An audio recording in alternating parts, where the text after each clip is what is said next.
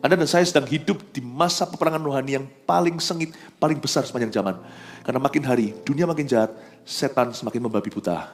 Dan Tuhan sudah mau datang. Kita nggak bisa non-block, nggak bisa netral.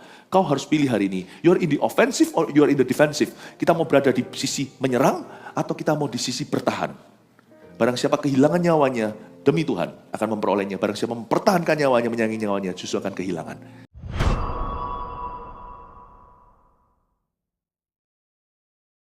Amin, puji Tuhan, shalom semua. Sebelum Anda duduk kembali, katakan, ayo semakin dekat sama Tuhan ya. Saya mau bicara satu tema. Barang siapa yang jahat, biarlah ia terus jahat. Nah ini kan celaka. Udah gak ada jalan tengah. Siapa yang cemar, biar ia terus cemar. Zaman sekarang berjagalah. Karena tidak ada namanya setengah-setengah. Setan itu sekarang sudah mati-matian. Janganlah orang Kristennya biasa-biasa. Mari kita buka sama-sama Wahyu pasal 22. Wahyu 22 ayat 10 sampai 15 dulu. Nanti kalau keburu ayat 17, 16, 17 juga. Saya baca dulu ayat 10 ya. Ini tentang kedatangan Tuhan kedua kalinya. Lalu ia berkata kepadaku, siapa ini? Yesus berkata kepada Rasul Yohanes di Pulau Patmos, inilah wahyu Yesus Kristus. Wahyu pasal 1 ayat 1. Kitab Wahyu tidak ngeri. Kitab Wahyu itu tentang Jesus Christ. Tentang hidup kita. Plus tentang kejadian-kejadian di akhir zaman. Pedang bermata dua. Jangan hanya lihat prediksi-prediksi atau simbolismenya. Cari aplikasi untuk hidupmu hari ini. Ulang lagi ayat 10. Lalu ia berkata kepadaku. Oh, ia di sini bukan Yesus tapi seorang malaikat mewakili Yesus. Ia berkata kepadaku, Yohanes, jangan memeteraikan perkataan-perkataan nubuat dari kitab ini, sebab waktunya sudah dekat. Berhenti di situ. Sejak Yesus naik ke sorga 2000 tahun yang lalu, langsung countdown.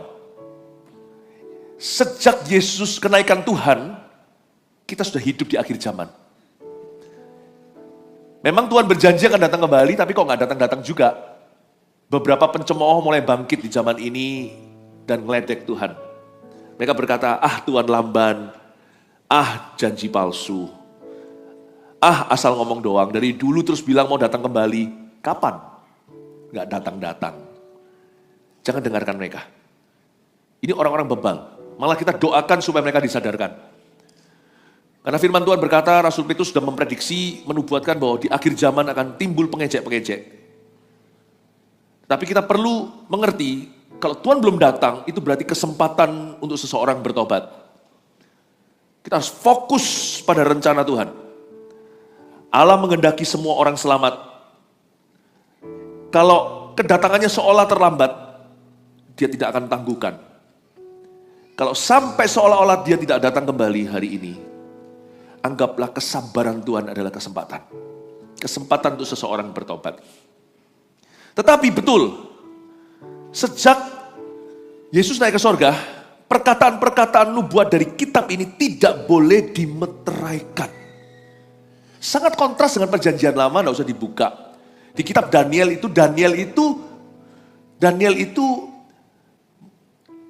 disuruh memeteraikan dan tidak boleh menceritakan apa yang dia lihat. Tapi di sini, jangan kau meteraikan kata-kata nubuatan ini, berarti waktunya memang sudah dekat. Kita hidup di penghujung zaman itu sungguhan, tapi jangan ada seorang pun, siapapun dia, yang merasa lebih pangkat dari Tuhan. Tuhan Yesus berkata, hanya Bapa yang tahu waktu dan saatnya. Jangan kau coba-coba untuk kalkulasi dan prediksi, kira-kira kapan Yesus akan datang kembali. Jangan coba-coba lakukan itu. Karena kalau kita lakukan itu, kita akan tersesat. Tidak ada orang yang tahu kecuali Bapa. Kadang-kadang loh perkataan Tuhan itu sudah begitu gamblang kok masih bisa disalahartikan. Kalau kita gagal mengerti arti firman yang sederhana, gimana kita akan mengartikan firman-firman yang susah untuk dipahami. Jangan coba ya. Nanti ke depan mesti ada nabi-nabi palsu yang berkata, tanggal sekian, tahun sekian, bulan sekian Tuhan datang. Jangan kau percaya. Tetapi dari ayat ini waktunya sudah dekat. Perkataan-perkataan nubuat itu tidak boleh dimeteraikan. Kita hidup di penghujung zaman di mana history and prophecy are about to meet. yang namanya sejarah dunia dari Adam dan Hawa, dan nubuatan Allah itu sudah meruncing hendak ketemu pada kedatangan Tuhan yang kedua kali. Saya percaya rapture itu bukanlah pengajaran manusia, karena itu keluar dari mulut Yesus sendiri. Yesus berkata, 2 orang berjalan di ladang, 1 ditinggal, 1 diangkat. 2 orang seranjang, yang 1 lenyap, yang 1 ditinggal di sana. So pasti itu suami istri. Kalau itu bukan suami istri, Simon Levin atau mereka sudah tidur bersama, gak akan ada 1 yang diangkat, 2 ditinggal ya.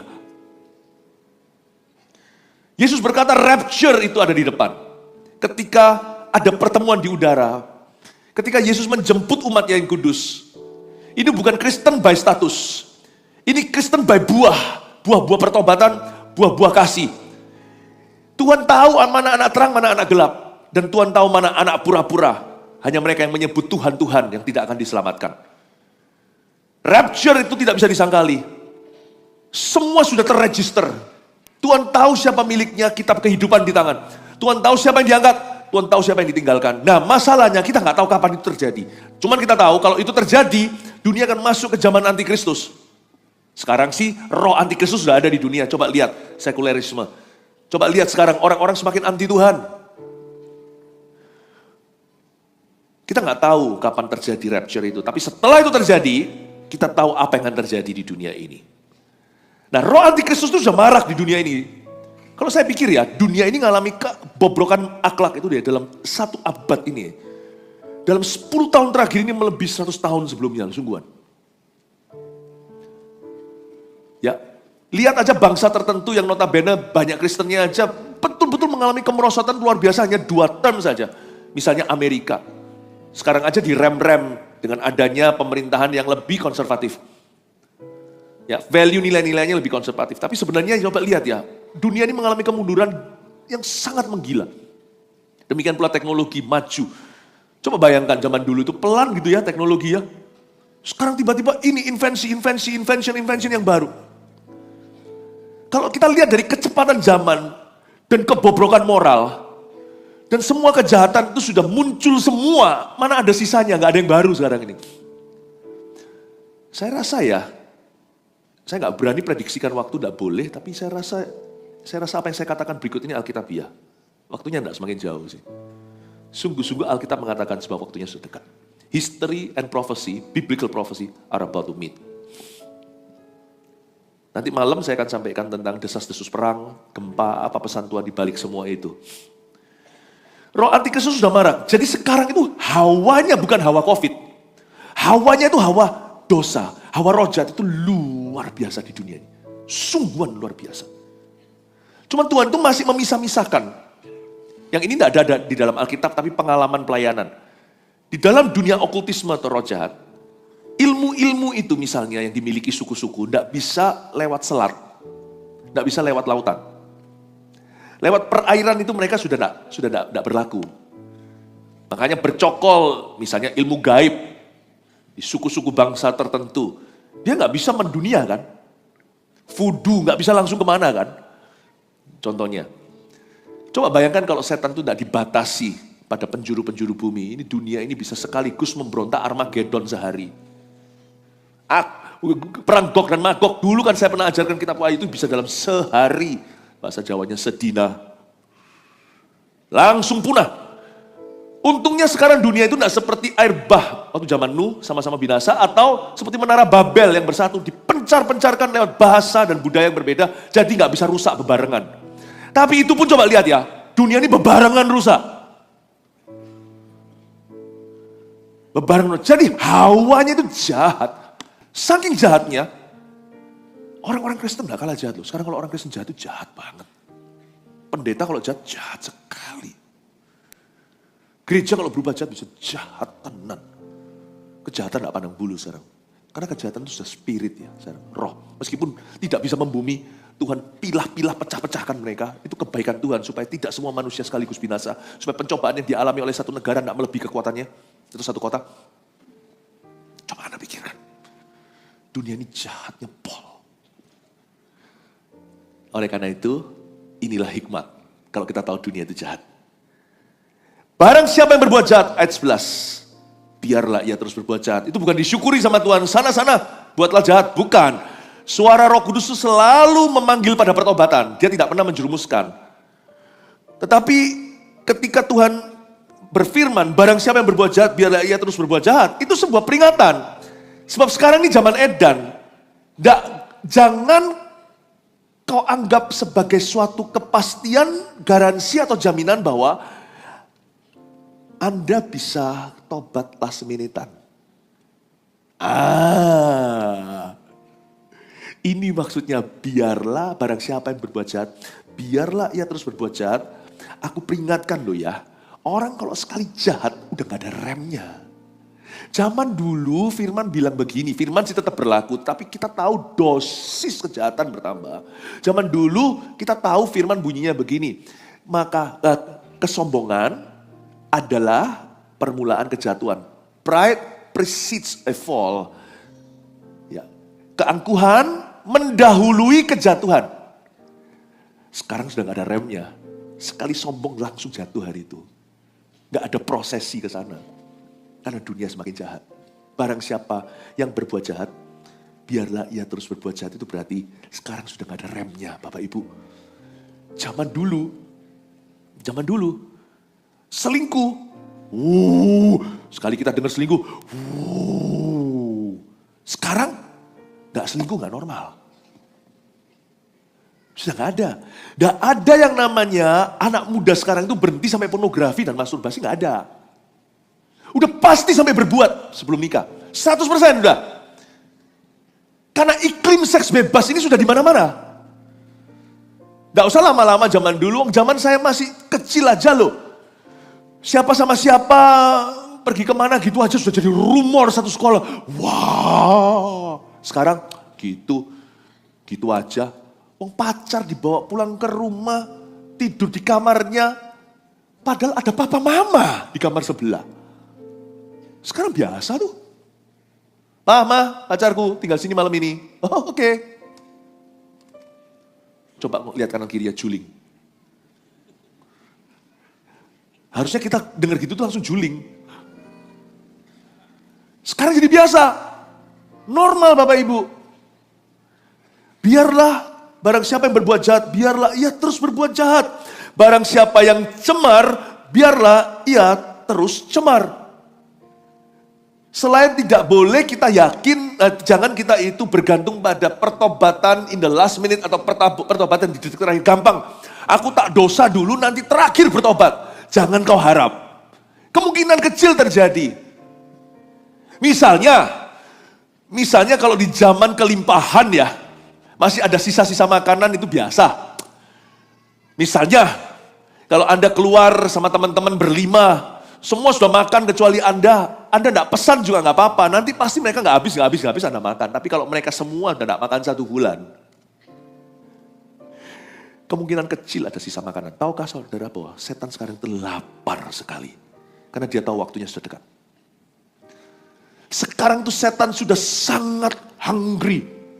Dia sangat desperado, putus asa sekali. Dia tahu waktunya tinggal detik. Jikalau dulu zaman papa mama kita, waktunya masih jam. Sekarang setan mengerti, seluruh kuasa roh jahat tahu bahwa waktu dia tinggal seconds away kedatangan Tuhan. Kau jangan harap bisa bertobat last minute. So siapapun yang bertobat last minute akan direbut satu neraka jiwanya, akan dilawan. Tidak mungkin diizinkan terjadi karena perangnya sudah sengit. Karena sekarang di zaman ini setan sudah lapar dan panik. Tidak ada kejatuhan biasa zaman ini. Yang jahat akan semakin jahat, yang cemar akan semakin cemar. Zaman dulu orang cuma bisa curhat-curhat sama lawan jenis, sekarang pasti berakhir sampai perselingkuhan. Tidak ada yang namanya teman tapi mesra. Pacaran sekarang kalau tidak radikal, gaya army of God yang diajarkan, kalau sungguh-sungguh enggak mungkin cuma berakhir sampai zaman dulu orang cuma sorry ya, gitu-gitu. Pasti bablas kata orang Jawa Tengah. Pasti terus. Gak bisa. Dunia semakin jahat. Itulah sebabnya kita gak bisa terlalu menjaga diri. Peduli amat kalau orang bilang fanatik, kita fanatik. Yang penting buah roh berbicara. Saya sudah gak peduli orang ngomong apa. Gak peduli kan. Ya. Orang mau salah ngerti, kita sakiti hati orang lain, lebih baik kita jaga diri daripada kita jatuh karena sungkan. Zaman ini zaman edan. Barang siapa berbuat jahat, biar ia terus berbuat jahat. Barang siapa yang cemar, biarlah ia terus cemar. Zaman ini, not likely there's gonna be a second chance. Kalau sekali orang jatuh, akan sangat sulit untuk dia mengalami kesempatan kedua. Saya tidak ngomong ini menutup pintu kasih karunia bahwa saya mengenal Allah kita. Saya pun alami dalam hidup saya. Tuhan kita itu full of grace and mercy, penuh dengan kemurahan hati. Tuhan kita itu selalu memberikan kesempatan lagi. Saya selalu menyebut beliau kalau saya sedang menyembah Tuhan itu, saya selalu ngomong, you are the God of my second chances. Engkaulah Allah segala kesempatan keduaku. Karena saya tahu saya tidak sempurna. Saya tahu dari sisi pengagungan kita kepada Tuhan, kita boleh mengaku bahwa Tuhan penuh dengan rahmat, penuh dengan kemurahan, Tuhan penuh dengan pengampunan, Tuhan penuh dengan penerimaan, Tuhan penuh dengan pemulihan. Tuhan adalah Allah kesempatan kedua dalam hidup saya. Boleh, harus kita mengagumi Tuhan seperti itu. Tapi jangan kau dan aku kilaf, jangan innocent terlalu polos. Kita harus tahu siapa lawan kita, bukan berarti takut sama setan. Kita tidak boleh mencoba Tuhan, dan jangan buka celah sama setan. Sebab zaman sekarang, zaman edan, sekali orang jatuh, akan susah alami kesempatan kedua. Susah banget. Kenapa? Bukan karena Tuhannya, tapi zamannya. Dunia semakin jahat, manusia kasih semakin pudar. Zaman dulu orang itu lebih mudah ngampuni. Zaman sekarang sekali orang disakiti, kepercayaan tidak kembali. Makanya itu kalau Anda punya pekerjaan, pertahankan. Karena ini zaman edan. Kalau zaman dulu mungkin sekali salah ya sudah, sekarang langsung PHK. Bukan hanya karena tidak ada pengampunan, tapi memang ekonomi susah. Zaman ini zaman edan. Sekali salah jalan, jalan itu tidak akan ada lagi di belakangmu. Paham maksud saya ya? Bukan dari Tuhannya. Zaman sekarang itu lebih susah. Barang siapa berbuat jahat, biar ia terus berbuat jahat. Barang siapa cemar, biar ia terus cemar. Tapi ini intinya, kita gak bisa terlalu menjaga diri. Dan barang siapa yang benar, jangan nyantai. Barang siapa benar, biarlah ia terus berbuat kebenaran, itu kata aktif. Kalau kita sudah benar hatinya, terus berbuat kebenaran. Offense is the best defense. Kalau kita sudah di jalur yang benar, terus lakukan kebenaran. Jangan kita terus berkata, aman, aku berada di titik aman. Jangan. Kalau kita sudah benar, terus lakukan kebenaran, itu bicara hidup yang aktif mengejar Tuhan. Itu adalah hidup yang sungguh-sungguh berbakti, beribadah. Jangan kau lengah. Ini firman juga untuk hamba-hamba Tuhan loh, pendeta seperti kami. Kalau sudah benar, lari dengan Tuhan. Jangan kau lambat. Jangan justru kalau kita sudah menang perang kemarin, ada banyak jarahan, banyak glory untuk Tuhan. Lalu kita jalan-jalan di atas sotoh rumah, tidak berbuat apa-apa. Di zaman raja perang, kita tidak berbuat sesuatu, kita pengangguran. Seorang Daud pun bisa jatuh dalam dosa. Dosa itu tidak selalu seksualitas. Nanti saya akan buka, ada berbagai ragam di ayat ini yang diperingatkan bahwa orang yang jahat masuk ke dosa-dosa ini susah keluar. Jadi yang pintar, jangan masuk sama sekali. Meskipun Tuhan kita bisa mulihkan, jangan buang waktu. Zaman sekarang ya, sekali buang waktu, ketip mata, 1 tahun lewat. Saya ketemu dengan beberapa orang, saya berkata, loh kita terakhir ketemu tuh 5 tahun lalu. 5 tahun. 4 tahun lalu. 4 tahun sekarang itu ya sekali merem 4-5 tahun. Ya gak heran. Kemarin waktu pandemi tahun 2020, sekali merem, gak boleh traveling, gak boleh ini itu, langsung berapa tahun lewat ya kan. Zaman sekarang itu gitu, kalau zaman dulu itu lamban. Zaman-zaman orang tua kita misalnya, sekali kita kesleo terkilir di sini tuh, paling 1-2 bulan. Sekarang ya, sekali salah jalan, 10 tahun lewat. Ini zaman yang namanya episode hilang itu sudah bukan bulan, tapi langsung tahunan. Jangan mundur. Kalau kita sudah benar itu lakukan kebenaran. Dan kalau kita sudah kudus, barang siapa yang kudus, biarlah ia terus menguduskan dirinya. Terus. Saya tidak ajari kita untuk hidup dalam ketakutan. Firman ini tidak menyarankan demikian. Firman ini menyarankan bahwa iman harus aktif. Katakan iman harus aktif. Iman tanpa perbuatan adalah mati. Iman itu harus aktif. Activate your faith. Coba Anda lihat ya. Gereja-gereja yang main aman ya. Mati semuanya, mati rohani semua. cepat lambat. Lebih cepat sekarang daripada lambat. Orang-orang Kristen yang cuma mau gitu-gitu ya, cepat lambat Anda akan lihat. Satu titik dia pasti akan jadi pasien. Dia akan merengek-rengek di hadapan Tuhan tentang sesuatu dalam hidupnya yang dicuri setan. Pasti, 100%. Dan pada waktu dia sadar sudah telat, anaknya sudah rusak, hidupnya berantakan. Baru dia minta tolong sama Tuhan. You see, you are living in the day of spiritual warfare, the greatest of its kind. Anda dan saya sedang hidup di masa peperangan rohani yang paling sengit, paling besar sepanjang zaman. Karena makin hari, dunia makin jahat, setan semakin membabi buta. Dan Tuhan sudah mau datang. Kita nggak bisa non-block, nggak bisa netral. Kau harus pilih hari ini, you're in the offensive or you're in the defensive. Kita mau berada di sisi menyerang, atau kita mau di sisi bertahan. Barang siapa kehilangan nyawanya, demi Tuhan akan memperolehnya. Barang siapa mempertahankan nyawanya, menyayangi nyawanya, justru akan kehilangan. Bapak Ibu Saudara, we have no choice. Dalam hidup ini kita harus ikut Tuhan, berjalan dengan Tuhan, maju, atau kita kena panah. Tidak bisa. Nah, hari ini kita diingatkan Tuhan naik ke sorga, dia akan datang kembali. Waktunya sudah dekat, kita tidak boleh lengah. Ayat 12, sesungguhnya aku datang segera. Dan aku membawa upahku untuk membalaskan pada setiap orang menurut perbuatannya. Kalau Anda baca ayat 12, Yesus berkata, I'm coming soon, aku akan datang kembali. Dan kata segera di ibadah sebelum ini tadi saya jelaskan dalam bahasa Yunani, karena kitab Wahyu perjanjian baru dalam bahasa Yunani kuno atau Septuagint, aku datang segera itu bukan hanya I'm coming quickly, tapi I'm coming suddenly. Bukan hanya aku datang soon atau segera, tapi aku datangnya nanti secara tiba-tiba.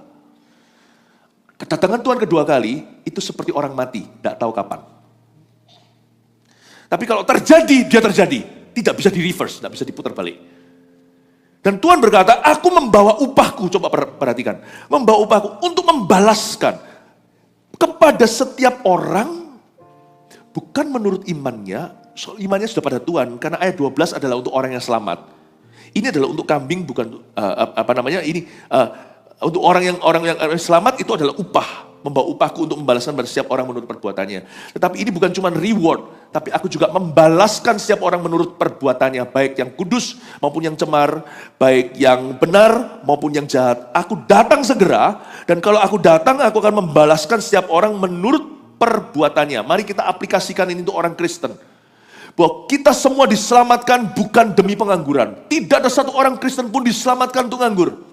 Karena Alkitab berkata, aku nanti tidak akan bawa upah untuk umatku berdasarkan iman mereka, tapi berdasarkan perbuatan mereka. Iman tanpa perbuatan adalah mati. Karena itu saya percaya dalam bahasa Inggrisnya dulu. We have been saved unto good works. Saya ulangi, kita tidak diselamatkan karena pekerjaan kita. Tidak ada orang bisa bermegah diri dan berkata, aku selamat masuk surga karena kesalehanku, karena pelayananku, karena amal sosialku. Bukan. Kita tidak diselamatkan karena perbuatan kita. Buktinya penyamun di samping Yesus tidak bisa berbuat apa-apa. Dia hanya ngaku. Pengakuan tulus dari hati dan dari imannya. Dengan iman dia buat pengakuan. Tuhan terima dia, sore ini kau dan aku di Firdaus. Paulus berkali-kali mencatat dan menuliskannya. We are saved by grace. Saved by grace. Kita diselamatkan oleh karena anugerah, kasih karunia. Sola gratia.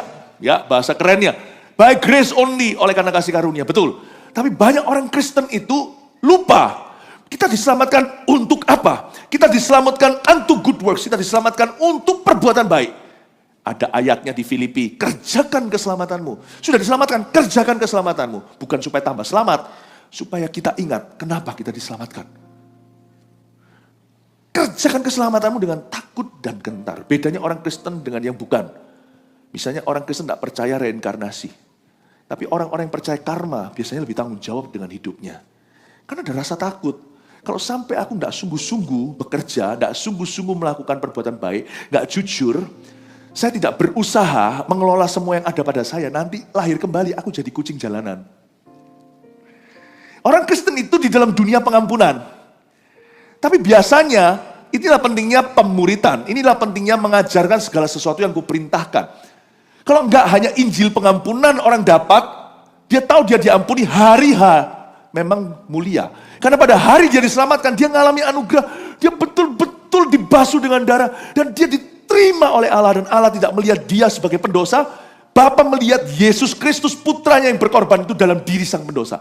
Dan menerima dia dan mengampuni dosanya, seolah-olah dia tidak pernah melakukan dosa apa-apa. Karena Yesus mati di kayu salib. Oke, hari H memang bagus. Tapi kalau tidak dilanjutkan, ajari mereka segala sesuatu yang kuperintahkan padamu, kita cenderung lupa. Kita ini cenderung lupa.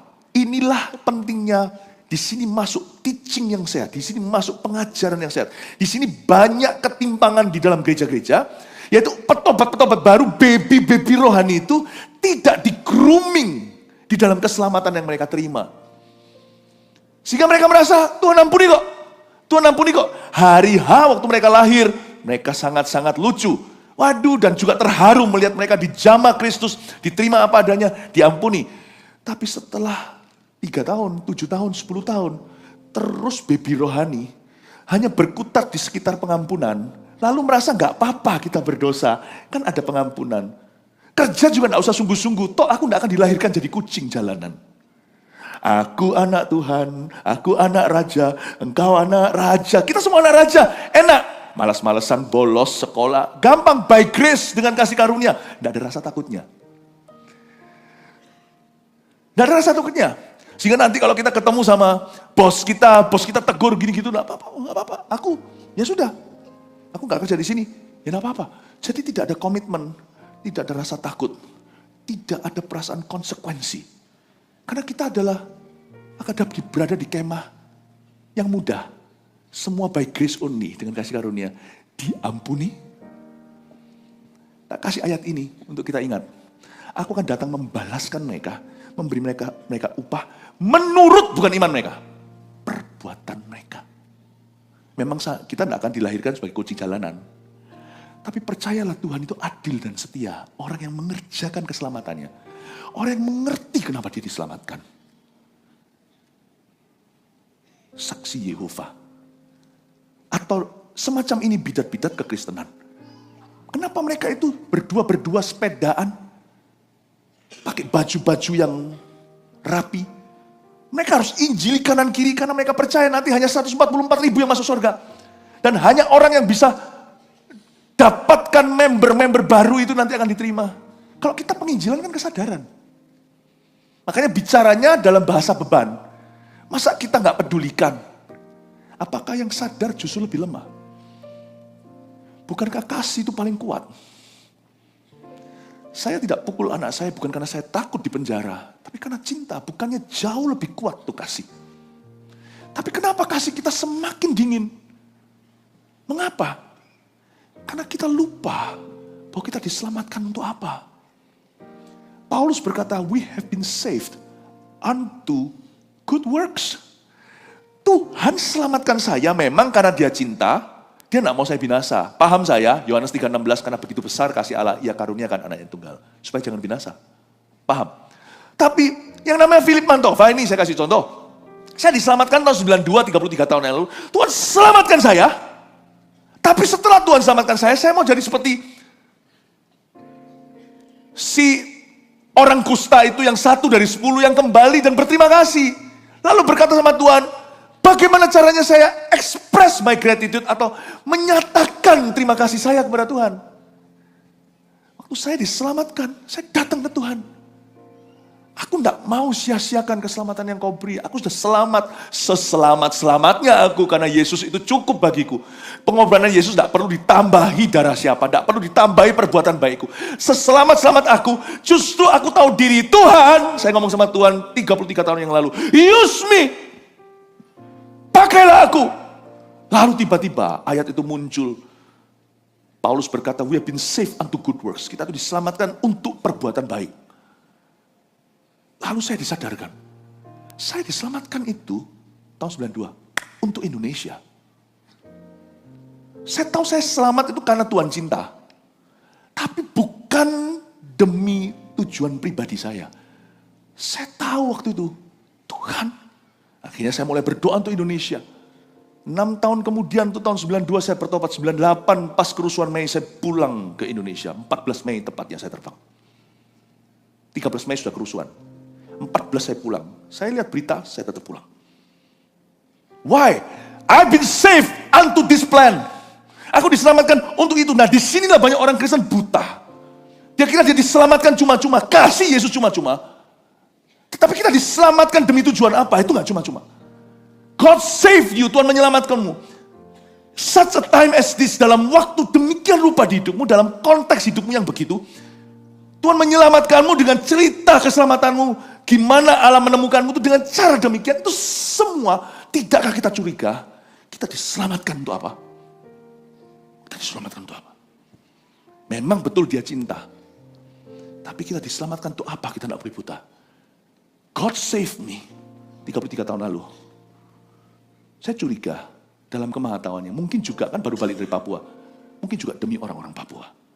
Kalau enggak kemarin yang bicara di sana enggak mungkin bisa jadi berkat. Kalau Philip yang kesetanan masih tetap sama, mana mungkin saya di stadion itu memenuhi orang dengan Roh Kudus. Saya pasti jadi troublemaker, bukan troubleshooter. Tanya pada dirimu sendiri, pekerjaan baik apa yang ada dalam benak Bapa? Pekerjaan baik apa yang ada di dalam hati Yesus saat dia menyelamatkanmu? Waktu dia mati di kayu salib, waktu kau masih orang berdosa, dia tidak mikir apa-apa, just to save you, untuk menyelamatkanmu. Tapi ketika keselamatan itu Tuhan sungguh-sungguh lakukan dalam hidupmu, ketika Anda ketemu Tuhan tahun 96 misalnya, atau Anda ketemu Tuhan tahun 2016 contohnya, 2015. Anda harus tanya, why that day you got saved? Kenapa hari itu kau diselamatkan? Aku diselamatkan untuk sesuatu, unto a good work. Lord, Tuhan, mengapa engkau selamatkan aku? Kalau kita lupa, kita akan kembali ke hidup lama kita. Banyak orang Kristen yang begini, karena dia tidak ngerti. Karena dia lupa, akhirnya dia kembali jalan yang lama. Bapak ibu saudara, itu arti ayat 12, begitu dalam. Aku membawa upahku untuk membalaskan pada setiap orang. Di Alkitab saya ini sudah saya garis bawahi berkali-kali. Sekali lagi akan rusak halamannya. Menurut perbuatannya. Tanya, perbuatan apa yang Tuhan rancangkan dalam hidupmu? Untuk kemuliaannya. You have to ask. Tahukah lebih banyak idol Kristen sekarang? Orang Kristen tidak berbuat apa-apa. Alkitab berkata, ladang menguning kan? Tapi pekerja kurang kan? Saya pernah tanya sama Tuhan, gak kurang loh. Orang Kristen di dunia itu ada miliar loh jumlahnya. Kristen adalah agama terbesar di dunia. Bukan. Kurangnya itu bukan numerik angka. Tapi yang sadar tidak banyak. Aku diselamatkan, di kayu salib Tuhan mati, waktu aku belum dilahirkan. Itu memang karena cinta, Tuhan sudah tahu aku. Yeremia 1, sebelum aku dilahirkan dia mengenal aku. Tapi hari itu kalau saya September 92, why that day, hari itu Tuhan actually sungguh-sungguh menyelamatkan aku. Di kota itu, di gereja itu, waktu itu dalam event, dalam kejadian tersebut, saya sekarang ngerti. Tuhan menyelamatkan saya supaya saya jadi seorang pemberita Injil. Tuhan selamatkan saya untuk Anda, supaya saya jadi gembala sidang Anda. Trust me, kalau saya tidak diselamatkan hari itu, you will not like me. Saya orangnya keras dulu. Nah sekarang tanya pada dirimu, kenapa Tuhan menyelamatkanmu? Bapak ibu saudara, barang siapa kudus, hendaklah ia terus menguduskan diri. Bahasa Surabayanya, jangan lali. Why? Tanya sama Tuhan, why you save me? Biarlah engkau terus menguduskan diri. Terus berbuat kebenaran. Ada perbuatan-perbuatan yang specifically you. Kenapa hari ini Anda di dalam kerajaan sorga hidup di zaman ini? Tanya sama Tuhan. Gereja kita bukanlah suatu gereja yang mengumpulkan pengikut. Tapi gereja kita adalah gereja yang mengumpulkan laskar prajurit. Prajuritnya Kristus. Amin. Ngomong kanan kirinya, tidak ada tamasya rohani di gereja ini. Semua harus bekerja di ladangnya. Katakan seperti itu, bisa? Haleluya. Oke lanjut ya. Aku adalah Alfa dan Omega, yang pertama dan yang terkemudian, yang awal dan yang akhir. Intinya ya, kalau ada kata Alfa Omega, Alfa itu artinya awal. Awal banget, gak ada awalnya, itu Alfa. Omega itu artinya akhir banget, gak ada akhirnya, gak kelihatan ujungnya, itu Omega. Omega itu bukan minyak ikan saja. Akulah yang awal dan yang akhir. Sama Yesus itu jalannya harus sama kencengnya pada hari H bertobat sampai Omega akhirnya. Jangan sama Tuhan kasih mula-mula di depan lalu habis itu kasih semu atau suam-suam kuku pada akhirnya. Libatkan Yesus dari awal kau kenal. Libatkan Yesus seterusnya sampai akhir hayatmu. Kekristenan itu bukan agama saja, agama di dunia. Karena itu yang nampak depan, fasad depannya. Itu yang disebut oleh pemerintah, masyarakat, ini agama Nasrani, Kristen. Kekristenan itu kehidupan, my friend. Waktu Anda kenal Yesus, itu bukan kontrak, itu relationship, itu hubungan. Kekristenan itu was never meant, tidak pernah kekristenan itu peruntukannya untuk sebulan, untuk 1 tahun, untuk 10 tahun. Sekali kau kenal Yesus, peruntukannya itu sampai akhirat. Makanya dia namanya Alfa dan Omega. Libatkan Yesus sejak hari pertama kau kenal dia, sampai hari terakhir kau menghembuskan nafas. Libatkan dia, selalu ngomong gini, not my will but your will be done. Orang terima Yesus bukan hanya terima dia sebagai juru selamat. Seperti seolah-olah Yesus itu hanyalah sabun cuci untuk buat bersih. Yesus bukan sabun cuci saja. Bukan sabun cuci malahan, kalau pakai saja. Yesus itu Raja. Orang yang terima Yesus tapi tidak pernah menuhankan Tuhan, sama saja dia tidak terima Tuhan. Makanya tadi kebaktian sebelumnya saya jelaskan, ada Kristen yang tidak akan berakhir di pintu gerbang surga, antara Kristen munafik atau Kristen lahiriah yang tidak pernah lahir baru, tidak pernah memutuskan secara pribadi, aku mau ikut Tuhan. Tapi juga ada Kristen yang complacent.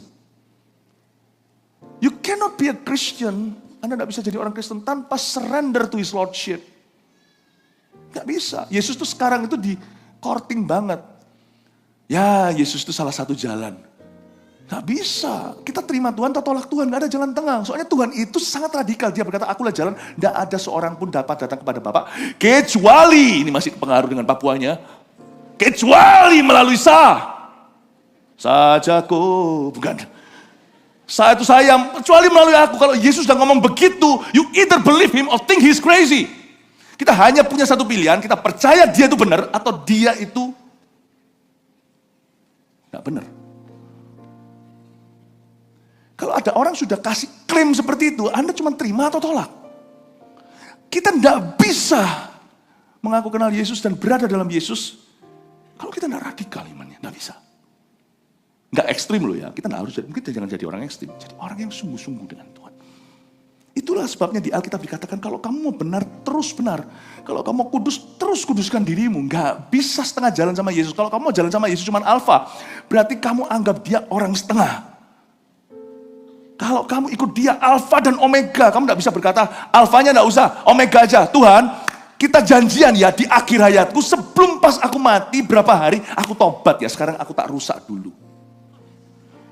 You nggak bisa ikut Tuhan kalau hanya mau omega. Kau harus jadikan dia alfa. Termasuk alfa male-nya. Hidupku bukannya aku lagi, tapi Yesus dalamku. Tapi ada orang yang cuma mau alfanya. Ikut Tuhan itu berapi-api di depan. Wow, menggebu-gebu. Tapi seperti tanaman yang tidak pernah berakar. Tipis tanahnya, kena sang surya, langsung dia kering kerontang. Ada orang itu yang wah ngebut luar biasa. Dulu kelihatan di gereja aktif melayani, muji Tuhan itu sungguh-sungguh. Tapi sekarang mana?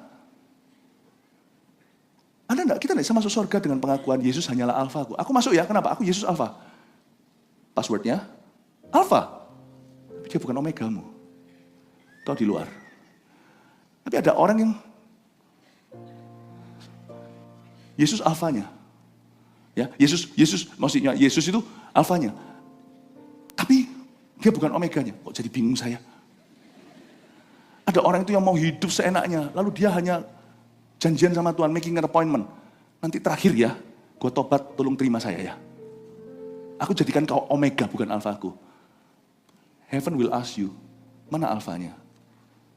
Yesus alfa, enggak, kamu ngaku-ngaku. Bukan mereka yang sebut Tuhan yang masuk kerajaan surga. Yesus tidak pernah jadi alfamu, kamu jangan ngaku-ngaku. Penerimaanmu akan Tuhan setengah-setengah. Kamu mau dia sebagai alfa atau kamu yang satunya, kamu mau dia hanya sebagai omega. Dua-dua tidak masuk. Karena tidak ada orang yang setengah-setengah dengan Yesus boleh masuk. Bukan berarti orang sempurna. Penyamun di samping kayu salib Yesus itu tidak pernah berbuat amal sosial. Dia belum pernah pelayanan, tapi dia tidak setengah-setengah pengakuannya tulus dan pengabdiannya pada Tuhan. Tuhan, remember me dalam kesakitannya.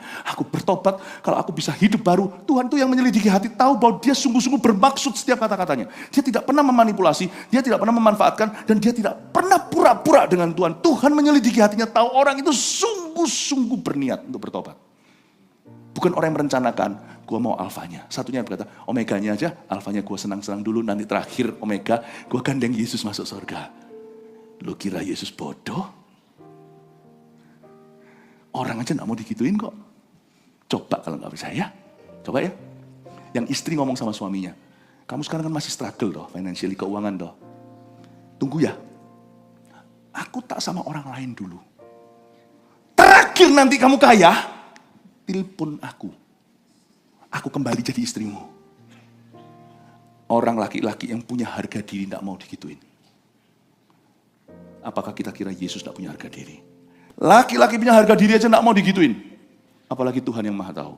Laki-laki aja bisa tahu, motivasi basi. Apalagi Tuhan Yesus mau. Tidak ada orang bisa masuk dengan alfa saja. Tidak ada orang bisa masuk dengan omega. Ikut Yesus saat kau sadar alfa sampai omega dengan Tuhan. Itu baru namanya terima Tuhan. Katakan amin. Cepat aja ya, sekarang saya tunjukkan hal-hal tertentu yang membuat masalah ya di dalam hidup kita. Apa yang disebut berbuat jahat akan semakin jahat, harus hindari jerat. Hindari jerat ini, katakan hindari jerat ini. Oke lanjut ya, ayat 14, berbahagialah mereka yang membasuh jubahnya. Mereka akan memperoleh hak atas pohon-pohon kehidupan dan masuk melalui pintu-pintu gerbang ke dalam kota itu. Ayat 14 sebenarnya bisa saya jabarkan lain kali ya, waktunya nggak cukup. Tapi intinya adalah orang yang membasuh jubahnya itu orang yang tulus sama Tuhan. Orang yang tidak setengah-setengah. Dia akan memperoleh hak atas pohon kehidupan itu. Ini bukan berarti orang yang membeli keselamatan dengan perbuatan baiknya, bukan. Tapi orang yang membasuh jubahnya. Orang yang tidak pura-pura. Masuk melalui pintu-pintu gerbang ke dalam kota itu. Ayat 15. Oke, sekarang kita masuk ke penjelasan ini.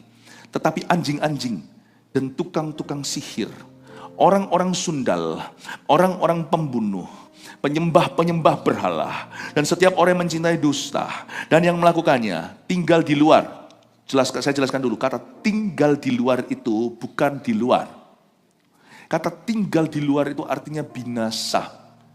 Tapi Yesus pakai bahasa yang santun, tinggal di luar itu artinya api atau lautan api neraka. Oke? Ini bukan masuk luar dalam, enggak. Tetapi kalau terjadi kerusuhan huru hara di luar sana, yang tinggal di luar sana pasti amblas, habis. Kalau terjadi banjir yang menenggelamkan bumi, yang tinggal di luar Batra itu kelelep semua.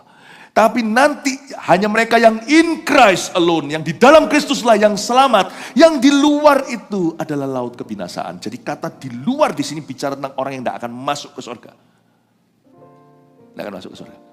Oke, dan Tuhan tidak menyebut status agama dulu. Gini ya, setiap orang yang percaya Yesus tidak mungkin memeluk agama lain. Udah gitulah. Tidak bisa kau berkata, aku ikut Yesus, tapi aku memeluk agama kepercayaan lain. Nggak mungkin. Semua orang yang percaya Yesus sebagai Tuhan dan Juru Selamatnya tidak mungkin memeluk agama lain. Tapi tidak berarti semua orang Kristen itu memeluk Yesus. Tangkap ya ini ya. Ya. Karena itu, saya kalau ngomong begini jangan diartikan panjang. Oh kalau gitu yang penting hidup kita. Lalu kita bersembunyi di bawah gantang. Nggak bisa, Yesus berkata, kalau kamu malu mengakui aku di depan umum, di depan manusia. Aku akan malu mengakui Bapakku nanti waktu aku datang kembali bersama dengan malaikat-malaikatku di surga. Tapi siapa yang berani mengakui aku dan firmanku di depan orang, aku akan mengakui dia di hadapan Bapa. Jadi kita harus tahu jelas bahwa tidak bisa jadi secret lover of Jesus. Yesus tidak pernah gerilya. Tidak bisa terang itu bersembunyi di bawah gantang. Tidak bisa forever selama-lamanya jadi secret followernya Tuhan Yesus. Tidak bisa. Kalau Anda ikut Tuhan, Anda harus come in the open.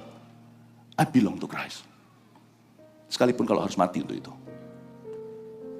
Bapak ibu saudara, apa yang saya sampaikan ini mungkin kedengarannya gimana. Tapi saya rasa, saya kalau nggak merasa ini perlu, saya nggak mungkin khotbahkan. Karena saya tahu ini a needed truth today.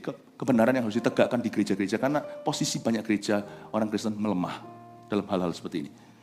Kita tuh mending prinsip kuat, tapi cara kita itu untuk approach orang dalam dealing dengan manusia itu penuh dengan kasih karunia. Mendingan ya saya jadi orang itu prinsip keras. Tetapi waktu nanti saya aplikasikan dengan lembut hati, saya akan tuntun orang. Daripada orang yang sebaliknya lemah di prinsipnya. Saya rasa ini adalah suatu prinsip yang harus ditegakkan. Saya ajarkan ini juga untuk melindungi Anda dan melindungi keturunan Anda. Sekarang saya jelaskan kepada Anda, waktu kita baca ayat 15, ternyata Tuhan tidak singgung status agamanya. Tuhan tunjuk kehidupannya. Kita mulai dengan kata anjing-anjing. Kata anjing-anjing di sini, bahasa Inggrisnya apostate, atau orang-orang yang backsliding. Anjing-anjing itu bicara bukan tentang hewan dalam hari ini anjing yang kembali pada muntahnya. Atau seperti babi yang kembali pada kubangan lumpurnya. Ini bicara tentang orang Kristen yang go back. Yang berbalik meninggalkan Kristus dan menjadi kepercayaan lain. Tentunya tidak langsung dia ganti kulit, tapi bisa dimulai dengan dia mundur dulu dari Kristus. Kata anjing-anjing sini ini backslidden. Orang-orang yang dulu pernah ngaku Yesus adalah Tuhan. Sekarang berubah pengakuan, akan tinggal di luar. Saya tidak ngomong bahwa orang itu kalau selamat bisa hilang keselamatannya, atau sekali selamat tetap selamat, saya tidak masuk ke situ. Karena menurut saya dua-dua ada indahnya. Dari Tuhan sih jangan kau ragukan, Tuhan itu tidak pernah pelin-pelan. Dari kita, karena kita tahu kita ini tricky. Kita ini bahkan bisa menipu diri sendiri tanpa kita tahu loh. Lebih baik jangan main-main. Daripada kita selidiki teologi, doktrin, apakah selamat sekali selamat tetap selamat, atau bukan Armenia, atau Calvinis. Udahlah gak usah bingung. Tanggung jawablah dengan keputusanmu dan loyallah dengan Tuhan. Sudah gak usah berdebat teologi, Anda pun akan berakhir dengan tepat. Amin Bapak Ibu. Tapi Alkitab mengatakan, orang yang pernah mengaku Yesus, berbalik dari Yesus, Tuhan akan hitung belakangnya. Oh dulu dia pernah ngaku-ngaku aku, kesaksian malahan. Pernah ngijilin orang lain. Tapi kalau dia hari ini disown me, bukan hanya menyangkal ya, menyangkal kan kata-kata, tapi sungguh-sungguh dia menolak aku. Dia akan tinggal di luar. Berikutnya, tukang-tukang sihir. Kata tukang sihir di sini nih, dalam bahasa Yunannya farmakos, farmasi. PHA, farma. Ternyata tukang sihir di sini itu orang-orang yang pakai ramu-ramuan. Ini bukan berarti orang yang kerja apotik masuk neraka. Bukan. Ini bicara tentang okultisme. Ramuan-ramuan seperti dukun. Orang yang main dukun akan tinggal di luar. Tapi lucunya kata farmakos bukan hanya soal ramuan, tapi soal obat-obatan. Orang yang ngedrug. Substance. Jadi ini dua, okultisme dan drug dealer, drug user. Apalagi drug dealer itu sudah kejahatan. Yang satu adalah korban mungkin yang pakai. Itu pun bisa dibebaskan. Tapi dia harus bertobat dari dosa itu. Karena dosa itu akan mengikat dia, menjerat dia sampai selama-lamanya. Kata tukang-tukang sihir di sini itu farmakos. Orang-orang sundal. Di sini ada kata pornos. Ya. Ini semua kan bahasa Yunani bunyinya kayak gitu. Farmakos, pornos. Ini namanya pornografi orang sundal. Nah, sundal di sini itu di dalam tindakan sebelum sesudah nikah ada dua. Sebelum orang itu menikah namanya percabulan. Jangan melakukan dosa sebelum kau diberkati di gereja. Jangan dosa jatuh dalam dosa seksual, ya sejauh apa atau mau di level manapun juga. Jangan hindari, karena orang berkata bahwa itu adalah dosa yang menjerat anak-anak muda. Sebelum nikah namanya percabulan, sesudah nikah namanya perjinahan. Baik dia selingkuh atau apa, itu perjinahan. Karena orang yang menikah sudah ada yang punya. Kata pornos di situ, cabul atau zina. Hindari dosa ini. Karena kalau kita sebagai orang Kristen, anak muda misalnya AOG, lalu dia merasa dia jatuh dalam pornografi lagi. Lain loh ya, dengan orang yang berusaha taat, dia punya lapses atau punya hiccups. Dia itu ada yang namanya, apa itu kalau orang itu, bahasa Indonesianya masa cegukan. Cegukan, ya udah. Ada kejatuhan yang merupakan cegukan. Dalam perjalanan hidup seorang Kristen yang tulen, yang sungguh-sungguh berusaha taat sama Tuhan. Tetapi ada orang-orang yang mendua dunia. Tuhan iya, cabul iya. Dan dia merasa tidak apa-apa. Orang-orang yang memang by choice dengan pilihan berada di gaya hidup seperti itu. Tuhan berkata, orang itu tidak akan melihat the bright morning star. Dia tidak akan lihat. Paham ya? Ini bukan bicara bahwa hidup kita harus sempurna. Karena kita masih ada hikap. Orang yang datang ke saya, misalnya anak-anak muda dan kata, oh aku gagal. Oh saya terus tidak langsung jitak dia. Kalau dia datang dengan roh pertobatan, saya rangkul dan berkata, Tuhan bangkit nak, bangkit. Berdoa untuk dia, supaya dia menerima pengampunan dan merasa bersih lagi. Sebab saya tahu, sekalipun dosanya sengaja, itu tidak dari hati yang terdalam. Tapi sebagai kelemahan sifatnya, kelemahan jiwanya, sebagai kekurangan karakternya. Kita harus tempa dan orang itu mau bangkit dan merasa buruk sekali. Beda dengan orang yang profesional di bidang itu. Aku memilih untuk begitu, aku pornos by choice. Nah ini banyak orang-orang Kristen kayak gitu di gereja. Masih ada loh, sungguhan. Mungkin di sini gak ada, haleluya. Tapi di mana pasti ada orang Kristen yang pornos by choice dengan pilihan. Dan Tuhan berkata, orang kayak gini tidak akan melihat aku. Ya, lanjut lagi sedikit ya. Orang-orang pembunuh, kata pembunuh di sini adalah, sorry. Tadi kembali ke yang pornos by choice tadi ya, tukang-tukang orang-orang sundal. Saya sebut di sini, saya ingat, jangan jadi ketiga hal ini, ya. Jangan jadi pelakor. Kalau pelakor kan lakinya ya, kalau perempuan apa namanya? Pencuri laki orang ya, pelakor itu, betul ya? Ya segitulah, saya nggak ngerti gitu-gituan. Pokoknya jangan jadi seorang cheater, prostitute, predator. Jangan jadi seorang pelakor, pelacur, predator. Bahkan menjadi orang yang punya profesi di area ini tidak nampak. Pelacur tidak seperti yang dikira beberapa orang murahan. Ada yang tingkat tinggi. Ada yang tidak menjajahkan badan, tapi ada nilai tukar yang luar biasa, itu lifestyle, tapi kita tahu bahwa dia selalu merusak rumah tangga orang. Kalau ada orang Kristen yang gitu, let me tell you, you are as good as going to hell. Sungguhan. You will not see the bright morning star. Bertobatlah, masuklah ke hadirat Allah, dan bilang, Tuhan ubahkan aku, dan kasih aku kehidupan yang baik. Amin. Jangan ada yang namanya cheater, hooker, predator. Apalagi yang predator kayak gitu ya. Lanjut aja sedikit, dengan cepat. Saya rasa saya tidak bisa ke ayat lainnya, 15 selesai. Orang pembunuh, kata pembunuh di sini hater.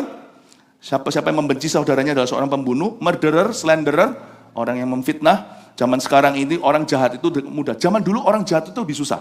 Orang jahat itu perlu arisan mama-mama. Orang jahat itu perlu teman ngobrol gosip ria. Sekarang ini semua content creator. Everyone content creator. Dulu orang itu lebih second hand, ya, lebih terimbaskan. Sekarang itu semua menjadi pencipta. Kalau dia mau, dia bisa menciptakan kejahatan. Kebencian sudah bisa dengan mudah menjadi sesuatu yang orang ciptakan di fingertipsnya. Karena itu sekarang zaman ini kalau orang itu jahat, kalau orang itu benci, dia tidak akan selesai.